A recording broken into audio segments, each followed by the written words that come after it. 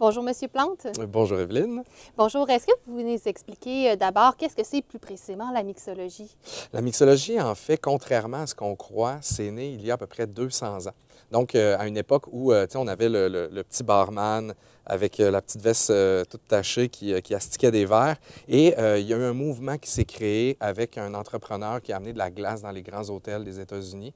Et là, il y a des barman qui ont commencé à utiliser des outils, des œufs, du lait, du citron, du sucre pour faire des cocktails. Et c'est à ce moment-là qu'on a séparé, en fait, le barman du mixologue, qui est un expert des mélanges. Puis c'est à cette époque-là que le nom a été créé.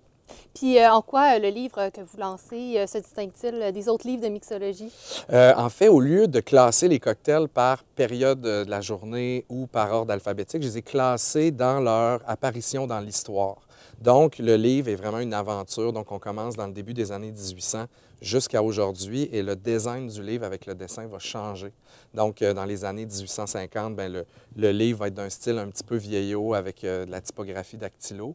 Et donc, le but, c'est de faire voyager les lecteurs à travers l'aventure de la mixologie, puis voir à quel moment leurs grands classiques sont nés exactement.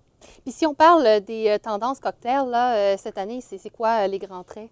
En fait, ça dépend beaucoup où on se situe. C'est sûr qu'en Italie versus à New York, au Québec, c'est très différent. Présentement, au Québec, je dirais qu'il y a un grand engouement pour le gin.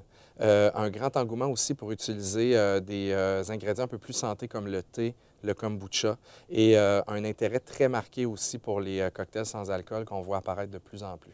Puis vous parlez parfois de l'utilisation de la mer à cocktail. C'est quoi plus précisément? La mer à cocktail, en fait, c'est une façon de rajouter, tu sais, souvent dans le vin, on a notre sommelier qui nous fait déguster un Cabernet Sauvignon, puis il parle des tanins. L'amertume, c'est végétal. Comme les tanins d'un vin, ça va allonger le goût, puis ça va nous donner accès à des subtilités qu'on n'avait pas avant. Donc, en mettant un amer avec un whisky, on va goûter davantage le bois, la vanille et les traits du spiritueux. Puis pouvez-vous nous parler un peu plus des mocktails, là, ces fameux cocktails sans alcool? C'est un gros domaine qui est en pleine ébullition. Il y a beaucoup de sociétés à travers le monde, qu'on pense aux Indiens, aux Mexicains, aux Brésiliens, qui, eux, utilisent déjà les boissons non alcoolisées depuis longtemps. Le mocktail, en fait, c'est d'utiliser une autre base que l'alcool pour faire quelque chose de savoureux. Donc, on va beaucoup plus loin que la simple limonade. Ça peut être le thé qui devient une base, ça peut être le café, ça peut être le yogourt, ça peut être, en fait, toutes sortes de choses. Et on va chercher justement les traits de ces liquides-là qu'on essaie d'augmenter avec du sucre, avec de l'acide aussi ou de la mer. Puis l'ingrédient le plus inusité que vous avez utilisé pour faire un cocktail, c'est quoi? Eh mon Dieu, c'est une belle question.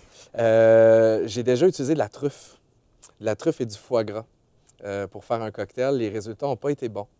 Et c'est à ce moment-là que j'ai eu une autre philosophie, c'est-à-dire, je trouve qu'il y a des ingrédients qui sont mieux dans le jardin, comme le maïs. Et il y a des ingrédients qui vont beaucoup mieux dans les cocktails. Donc, quand on parle de fruits, que ce soit des fruits exotiques, des fruits locaux, certaines baies qui vont pousser au Québec, des herbes boréales, ça va bien aller, mais il y a une limite à mettre des légumes bizarres dans les mélanges, selon moi. Oui, puis est-ce que vous avez fait d'autres cocktails là, qui n'ont pas donné des résultats très, très... Ah, beaucoup, énormément. Je veux dire, ça a été une grande période d'expérimentation, beaucoup de lectures. J'ai fait le tour du monde pour me former. Je suis allé voir les meilleurs bars autour du monde pour prendre des conseils, avoir des philosophies différentes, que ce soit au Japon ou aux États-Unis ou en Europe. Et j'ai fait beaucoup d'erreurs de parcours, mais c'est avec les erreurs qu'on apprend. Puis c'est quoi ces bars-là que vous avez fréquentés un peu partout autour du monde? Je les ai sélectionnés, en fait, selon une liste qui se fait dans le monde des meilleurs bars. Donc, c'est meilleurs bars aux États-Unis, meilleurs bars dans le monde, meilleurs bars d'hôtels.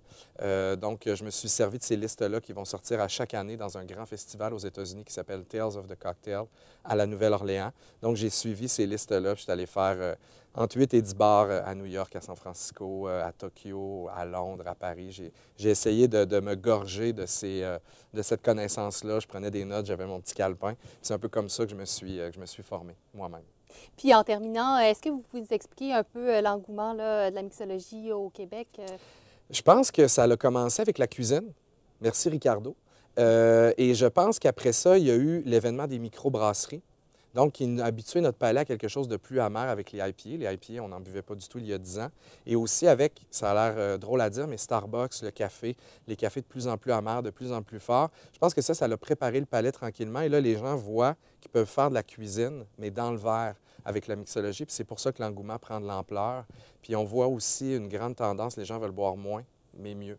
Donc des meilleurs spiritueux, des meilleures bières, des meilleurs vins, etc. D'accord, mais je vous remercie. Merci à toi. Merci.